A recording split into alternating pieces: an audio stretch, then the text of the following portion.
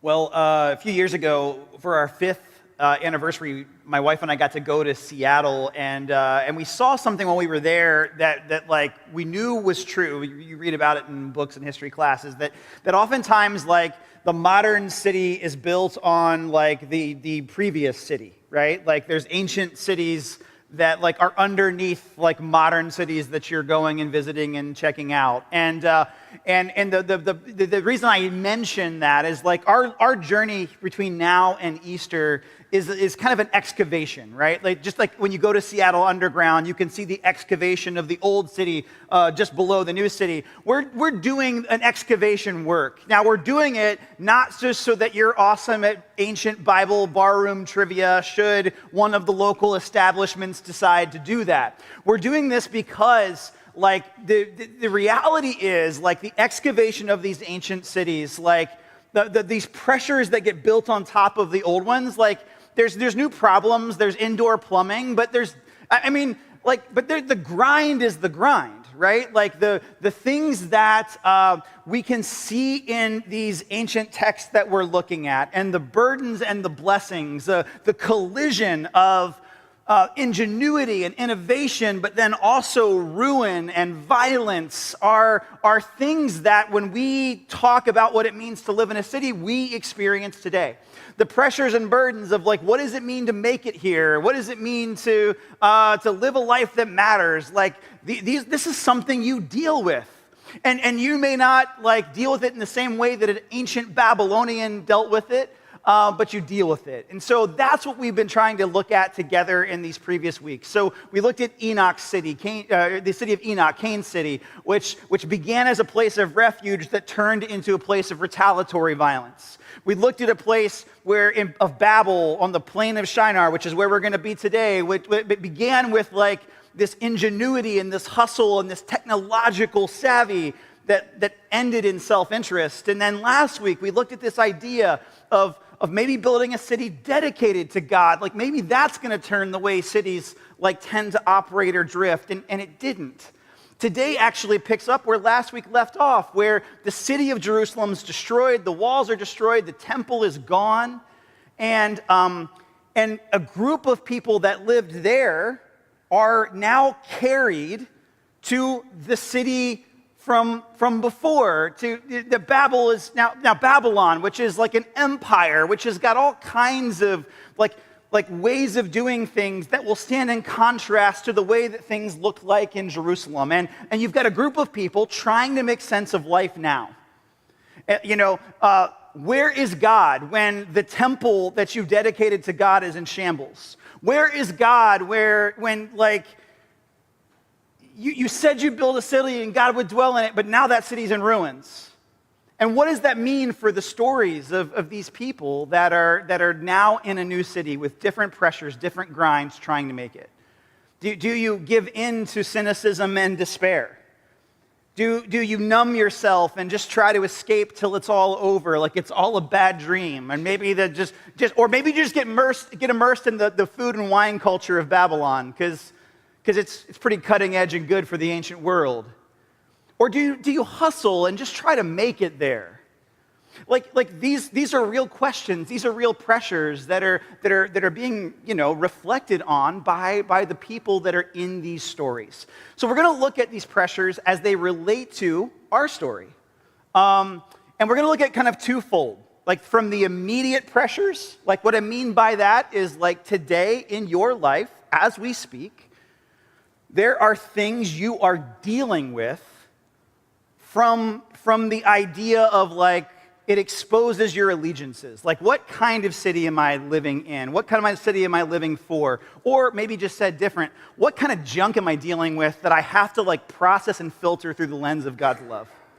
Like a promotion, where to live, like how to start a family, like all those things, right? There are immediate pressures for life for you in a city. And then there's the other kind of pressures, which is just the long-running, long-suffering of like grinding something out over a time, right? An academic journey, a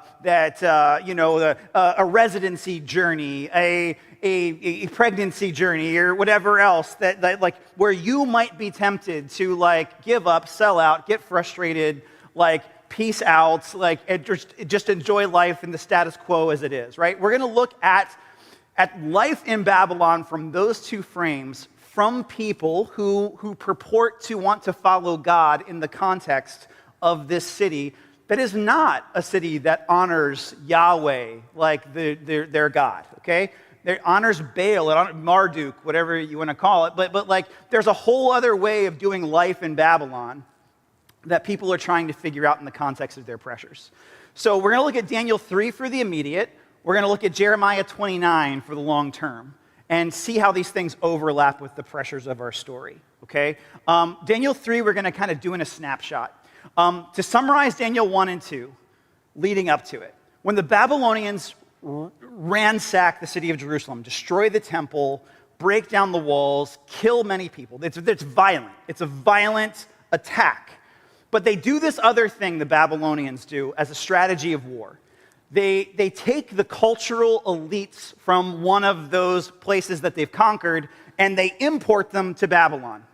And they do it as kind of a psychological warfare, right? If you take the people who are the influencers and the ones that organize resistance, then you kind of take power away in two places, right? Like there's a remnant behind that's vulnerable, even more vulnerable now, and the people that would resist it are now whining and dining in Babylon with new jobs, new ways of doing things. And Daniel is among those who is given a new identity. He's given a new name. His Babylonian name is Belteshazzar. We'll come back to that in a little bit. Like he's given a new way of thinking about things. The goal is, when you see, I mean, like, I don't know if you've ever been to like a museum or a place, like Babylon's got some really cool innovations and contributions to the world.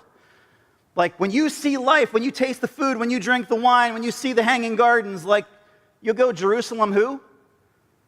Like you're gonna want to live there. And Daniel is one of these like guys that the Baltimore Business Journal would be like 30 under 30. You know, like he's an impressive specimen of like a leader. He's taken there and he's given these pressures to like, you know, essentially with a new name, new job, like be part of the king's court. And he plays ball. Like he's not hostile, he's not antagonistic. He tries to hustle and grind. He doesn't get cynical. He doesn't like numb out on the wine. In fact, he's like, give me water and vegetables. I'll show you I can do this job. And like by the end of chapter 1, he's promoted. By the end of chapter 2, he's like out hustling these astrologers who are trying to discern a paranoid king's dreams. And then by chapter 3, verse 1, like the grind and the hustle like runs out because now we have a problem. The problem is this king Nebuchadnezzar is like so increasingly paranoid and so increasingly like frustrated at like his ability to want to conquest and consolidate power that like he builds a statue that is like 60 by 6 in terms of cubit measurements, like a monument to himself, basically, made of gold. And has basically made the declaration like, hey, everyone that's like in a position of authority, you're going to be leaders in this. You have to bow to this image. When you hear the sound, you know, you're going to bow to my, like, this is how I'm going to test allegiance. I want your allegiance. I demand your allegiance. So now Daniel's got a problem. And now Daniel's buddies, who are Shadrach, Meshach, and Abednego in their Hebrew names, now they have a problem because it's not just hustle and grind. And you know this, right? Like you hit this wall sometimes where like I've hustled, I've grinded, I've ground, whatever the past tense of the grind is. Like I've done it, I've caffeinated, and it's a wall. And they hit this wall because they can't quiet quit bowing to a gold statue. They can't. In fact, when they don't the first time, the people whose lives they actually helped save, the previous chapter, like go to the king and say like, hey, these Hebrews are not bowing to your gold statue. And not Daniel in this case, but Shadrach, Meshach, Abednego find themselves in front of a king, given one more chance. Like, you will do this. you will do this in front of me. Thank you very much. And if you don't, you will go to this furnace unapologetically. And if you look at verse 16, this is Shadrach, Meshach, Abednego's response to the pressures they're facing in Babylon at this moment. They say, King Nebuchadnezzar, we do not need to defend ourselves before you in this matter. If we are thrown into the blazing furnace, the God we serve is able to deliver us from it, and he will deliver us from your majesty's hand. But even if he does not, we want you to know, your majesty, we will not serve your God or worship the image that you've set up. And with this paranoid king, he doesn't just go, oh, okay. Like, heats the furnace hotter, throws them in it. If you check out verse 24, everyone's expecting the smell of burning flesh. Everyone's expecting, like, the worst case, everyone's kind of watching. Like, there's a scene in Return to the Jedi when Luke Skywalker goes into Jabba's, like, little pit, and the Rancor monster is going to come destroy him. And everyone's kind of watching, like, yeah, come on, here we go. Like, that's kind of the vibe that you get from the text. Everyone's going to watch these three young Hebrew guys who had the audacity to not just fall in line in the city, like they're going to get theirs. Instead, check out what happens. Verse 24, like the king looks down, King Nebuchadnezzar leaps to his feet in amazement, asks his advisors, weren't there 3 men that we tied up and threw into the fire? They replied, certainly, your majesty, because remember, Daniel's he's amongst them, but he's not one of them in this case in the fire. He said, look, I see 4 men walking around in the fire, unbound and unharmed. The 4th looks like a son of the gods. Nebuchadnezzar then approached the opening of this blazing furnace and shouted, Shadrach, Meshach, and Abednego, servants of the Most High God, come out, come here. So Shadrach, Meshach, Abednego came out of the fire, and the satraps, prefects, governors, and royal advisors crowded amongst them. They saw the fire had not harmed their bodies, nor was a hair of their head singed. Their robes were not scorched, and there was no smell of fire on them. By the end of the chapter, this paranoid king is going like, I think I would like to have the favor of Yahweh. And he begins to add it to his like buffet of options. Like it does do something to this guy's paranoia, if nothing else from like a base of superstition. Like something happens here. Now, so far I'm telling you a story that does not feel relatable to your grind. My guess, right? Like you have some difficult people in your life, you have some difficult circumstances in your life, but apples to apples compared to these dudes, you're doing pretty well, right? But here's what I want to process out loud as far as the pressures of life in a city where there are people coming to Babylon and just going like, I'm in. Like, have you tasted the wine? Have you tasted the food? Have you seen the gardens? Like, fine, we're going to go with them. There are people who are probably giving in to despair and cynicism at this point. And there are people for whom it has not yet come to roost that the allegiance of life in Babylon is tested on the level that it's tested for them. But if we've been studying cities up these past several weeks, one of the things that is fresh information and fresh news in our study of ancient cities up to this point from the Hebrew Bible's perspective, from the Hebrew Scriptures' perspective, is that God's presence is more than a theory in Babylon, right? Like for Shadrach, Meshach, and Abednego, there's the fourth one in the pit, right? We've got a through line that if you've been tracking with us for a couple weeks, the presence of God working and moving in messy, difficult situations where it doesn't feel like good is going to come out of a really terrible situation. Babel comes to ruin, and here's Abram in the next chapter, right? Like Jerusalem comes to ruin, but guess what? Like you thought your default setting if you grew up in Jerusalem is like God only lives where there's a temple. Even though Solomon said, like, hey, this temple isn't going to contain the fullness of God. There's a default setting that's like, if your picture of God's presence is a temple and sacrifices, that's all gone. So maybe God is too. And now God is not just in the theory of being in Babylon. Like sometimes you're like, okay, like, yeah, if I'm pinned to a corner of like, is God present in my life? Sure. I don't want to get struck by lightning. Thank you very much. Like, I'm going to say yes because saying no feels a little daunting. I'm not sure I want to try it. But like, here's a situation where in these pressures, in this pit, God is more than just a theory. God is present among them, right? That in this case, and this is what we're building towards, the picture of shalom, God's peace. You heard it in their declaration to the king. Like, we are, like, if you kill us, fine. Like, it doesn't actually, like our picture of hope isn't shaped by Babylonian art and travel or the pressures of the grind. We don't relate to it on the same level. Like, and like what happens will sometimes, right? Like when people are telling you, you have anyone in your life that's like, well, just trust God with the circumstances. And you're like, shut up. That is easy for you to say if you are not the one dealing with the circumstances, right? It's very easy to dismiss people around you as being naive or dumb because they're telling you to direct your affections or your heart back to God in hardship. But like Shadrach, Meshach, Abednego, their story is like, this is not just naive optimism. These aren't just glass half full dudes. Like, they really do believe that God's picture of peace is a better one. So even though they've been excellent, even though they've been hustling, like, we have to let this picture of shalom, like, be the one that shapes ours.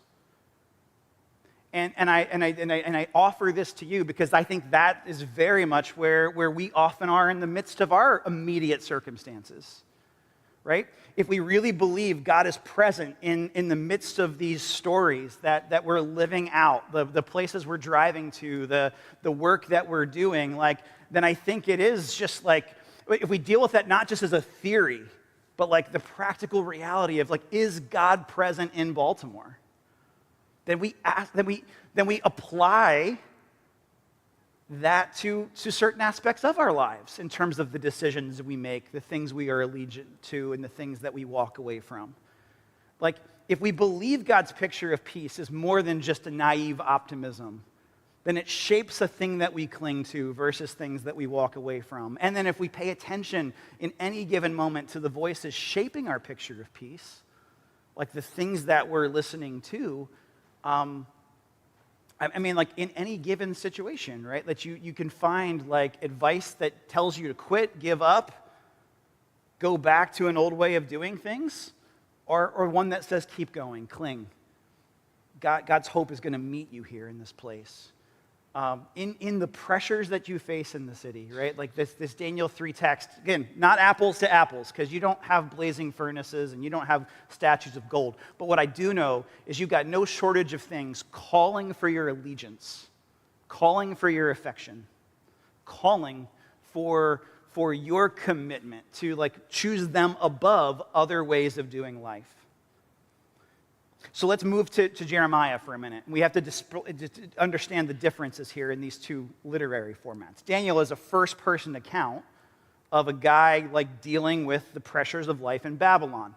The passage we're going to read in Jeremiah is like, Jeremiah is one of a number of voices giving advice to, like this has shaken the people of Jerusalem. Right? There are people back in Jerusalem trying to make sense. I mean, the disorientation, right? Like what is happening? And there are people, just like, maybe this doesn't happen today. Snark, right? But of course it does. There are conflict entrepreneurs filling the gap. Like filling it with outrage, selling their wares, selling their views, like taking your uncertainty and going, allow me to influence you in this particular direction. That's happening to the people of God in Jerusalem. That's happening to the people of God in Babylon. There are people that are saying, God is dead. The Babylonians killed him. Have some wine. There are people saying, this is in the previous chapter, in 28, Ancarrow summary. Like, you know, like, sometimes God just says some crazy things, and then, like, when God has to actually enforce these things, God will forget about it. Like you with screen time, right? When you try to take screen time from your children, like it sounds like a good idea, then you have to like figure out what to do with that time, right? And how are you going to fill that vacuum of where they find their dopamine? And like, so you might be tempted to be like, just take the iPad and leave me alone, right? Like there are people that are kind of saying, like, God just gets a little persnickety every now and then. Give him a Snickers, give him a moment, let him have a walk, and you'll be fine. Like, and then there are people like Jeremiah going, you better have a Snickers because you're going to be here for a while. So in your life, there are moments where there is the presenting tension, and then there are all the commenters and all the voices telling you what you should do in a given situation. And Jeremiah's voice is going to stand out in contrast to the people that are saying, give up, quit, to the people that are saying, give in to despair, to the people that are saying, like, hustle and grind it out, just give it a couple of weeks, God will chill out. Verse 4, verse 3 gives us kind of the shaping of where it came up. Verse 4, this is what the Lord Almighty, the God of Israel, says to those I carried from exile from Jerusalem to Babylon. This feels like a setup, but we can't just miss the setup. What's buried in the setup here is a scandalous thing. It would have been scandalous for them receiving it. God is in Babylon. The Lord is still Almighty, even though the temple is in shambles. Babylon is part of God's dominion. God's presence is with them, even in the context of this city. This is one of the distinctions we're going to start to see as we move toward Easter, that God is moving to scary and hard places and working in amongst those scary and hard places, that God has not abandoned them, even though the situations and the circumstances and the religious symbols look different, even though the allegiance to different gods would make them think that like God's way is dumb and done. No, the Lord is still Almighty over the gods of the god Marduk, over the gods of Babylon. So because of that, I've carried you, I'm in this. Because of that, build houses, settle down, plant gardens, eat what they produce. Give your sons, marry and have sons and daughters, find wives for your sons, give your daughters in marriage so that they too may have sons. Increase in number there, do not decrease. Also seek the praise and prosperity of the city for which I've carried you. Pray to it for the Lord for it, because if it prospers, you too will prosper. What do all of those things have in common? They all have in common things you don't do when you've given up, and things that you don't, the things that you don't do when you're on vacation. If this is just going to be a short trip and you're going to hang out for a few days and it's all you don't build houses, settle down, you have another round at the buffet and ask no questions about the implications, right? Or if you're pressured to think that some act has to be grandiose in order to be effective at all. Hey, the only thing that can happen in Babylon is some great act of God that comes and breaks things down. We have no agency. We have nothing we can do. Jeremiah goes, no, you can shape the picture of shalom. And the picture of shalom, if you're there pursuing it, that picture of peace, that picture of peace that is in it's going to start emerging amongst not the rubbles of Jerusalem there too, but amongst the beautiful gardens and architecture and food and drink of Babylon, your picture of peace. And if you begin to see life in Babylon as an opportunity to display my peace, you will carry it differently. You will carry the burden differently than the grind you're carrying it on right now. And then he says something in verse 8 that I think we have to call attention to. He says, this is what the Lord Almighty, the God of Israel, says. Do not let the prophets or diviners among you deceive you. Do not listen to the dreams you encourage them to have. They are prophesying lies to you in my name. I have not sent them, declares the Lord. This is what the Lord says. When 70 years are completed for Babylon, I will come to you, fulfill my good promise to bring you back to this place. Do you know that in your life, when you are faced with ethical conundrums and dilemmas, you will find podcasts and influencers and friends and voices that will often, well, how coincidental, they'll align to your neat, tidy, presentation of, the thing you want to have happen, the outcome. And it's just a very human thing, right? So, I don't want to call the person who counters my, the thing I want to do. I want to call the person that, tells me, girl, go get it. Dude, go get it. And there's no shortage of those voices going yeah, God's going to be a little snippy for a bit, but you just chill, you have some wine, and it'll be over in a little bit. This 70 here, this 70 is an important number in Hebrew because it's a number of completion. The call here is you're going to be here for a lifetime. And even faithful, good dudes like Daniel aren't going home. It is a new normal. So you're going to have to figure out how to water the grass where you are. And that's depressing on one level, but invitational in another because I'm doing a new thing. In 70 years, we'll be doing another thing, but we're here now, and the way this peace and this presence and this kingdom and this character is going to come about is when you live in this place with a different kind of hope than the prevailing hope of this imperial city. And that pushes against, let's be candid, right? It pushes against, everything in people that just wants to give up and go, gosh, this just feels impossible. Certainly in Babylon, it feels impossible. These are the people that killed your neighbors, that killed your friends. You're coming to this new place and going, how do you even? How could God even? We built a temple.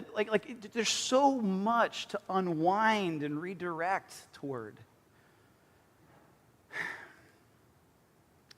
And so here's the, and then here's to a community of people, and this is where we'll begin to end, this call, you're going to feel very alone and isolated in this city, but you're not alone and you're not isolated in this city. There are a group of people that understand this concept of shalom. They may have done rituals and sang worship songs about it, but now you actually have to live it. And you're not alone in this grind. And so when I sometimes, when we think about the voices that are shaping us, how are we finding people that will help us bear our burdens? Listen, whether it's our church or another church, I want everyone in this room, whether you're a follower of Jesus or you're flirting with being a follower of Jesus or you're not sure you're ever going to be a follower of Jesus, it's how do we build some people in our life? There aren't just singing songs beside us, but also going, hey, we're all going to be tempted just to give up some days and just go, man, the pressures in this city, the pressures of this grind are just too much. The place where we live and the things that we're a part of here, it's just too much to bear. And you begin to think I'm the only one, I'm the only one, I'm the only one. And it's a lie. And one of the things that Jeremiah is reminding them who are in the city, that there is a group of you that can work together to build this picture of shalom. And as you do those things, you're going to see the goodness of God as a through line in new ways. And so push back against that cynicism.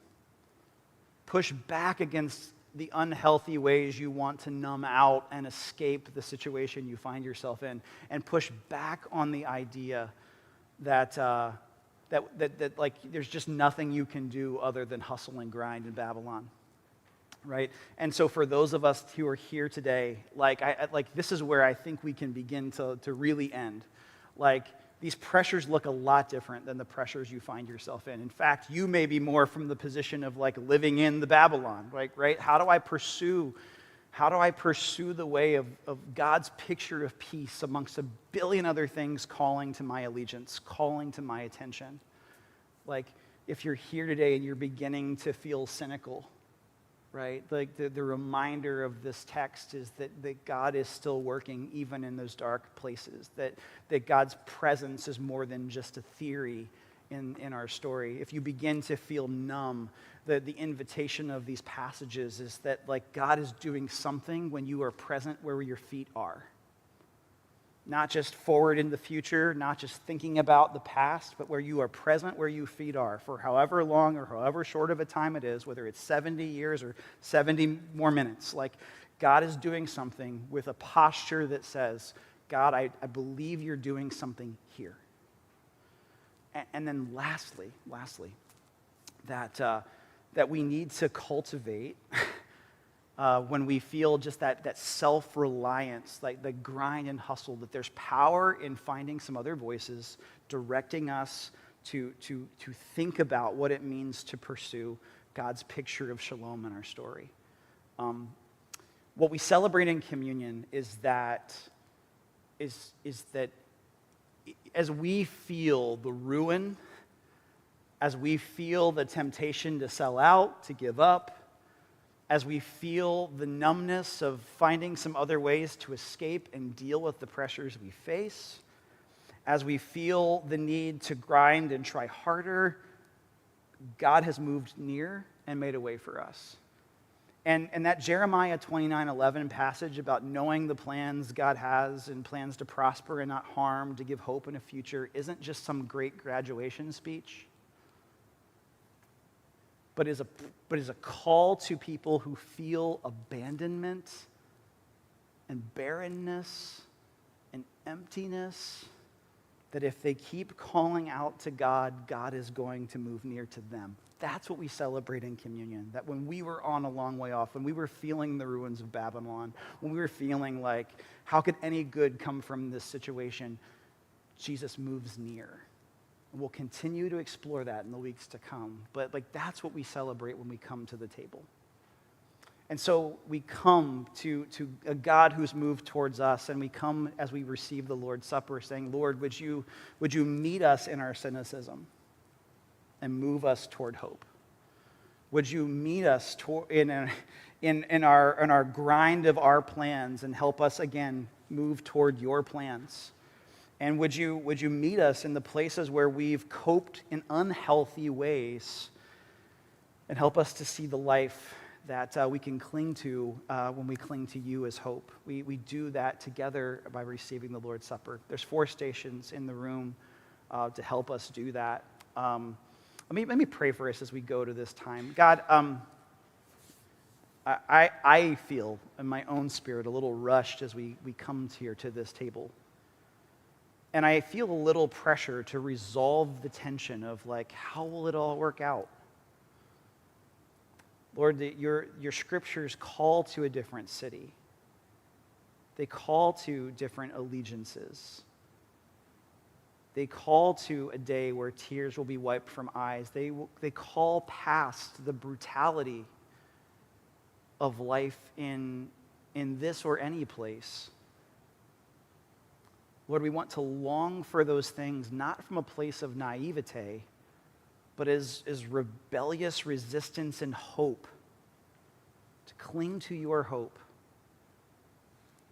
Lord, you've shown us in communion a picture of how that gets achieved. Not through our resume, our resilience, our ability to excel, but in moving near us with your kingdom, making your kingdom accessible to us. Would you help us to slow our minds and our hearts and our hands down enough to reach out and grab it as it's accessible to us today. In the name of Jesus we pray. Amen.